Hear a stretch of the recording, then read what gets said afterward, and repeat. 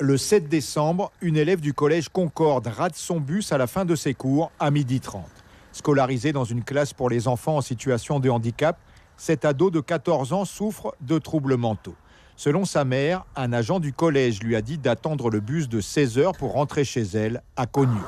Devant l'établissement, elle est entraînée par un groupe d'élèves en dehors de la cité, sur un chemin de l'autre côté de la route. Après une centaine de mètres, une zone appelée 8 lacs par les jeunes.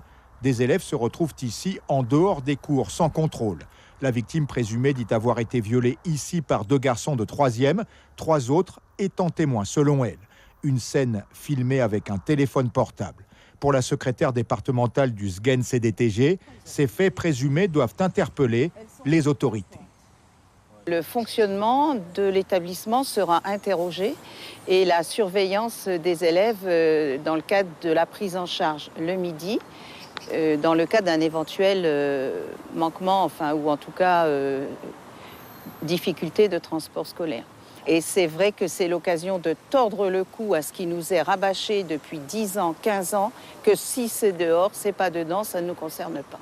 Selon le rectorat, le collège doit prendre en charge les élèves qui n'ont pas pu monter dans leur bus et appeler leurs parents. Or, la mère de l'élève concerné dit ne pas avoir été appelée ce jour-là. Le jour des faits présumés, la jeune victime a alerté la principale qui a saisi sa hiérarchie. Avisé, le procureur a confié l'enquête à la gendarmerie de Matoury. Le rectorat précise que les auteurs présumés du viol sont revenus au collège début janvier. Dans la mesure où ils sont incriminés par une autre élève, il appartenait au chef d'établissement de procéder au contradictoire, ce qui a été fait. Elle a entendu de façon individuelle et en présence de 2 autres adultes les élèves.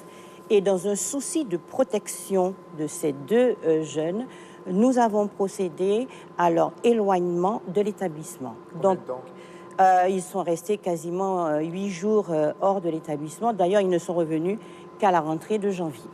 L'information dans le collège s'est limitée à une séance de sensibilisation sur le viol dans les classes de 3e des 2 auteurs présumés.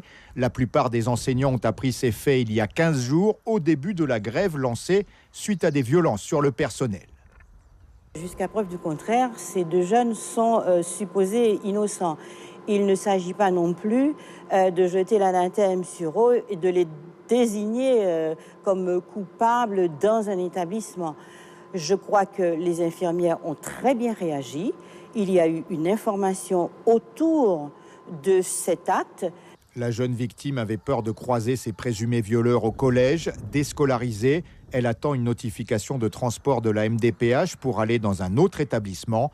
Le procureur de la République n'a pas souhaité s'exprimer sur une affaire en cours.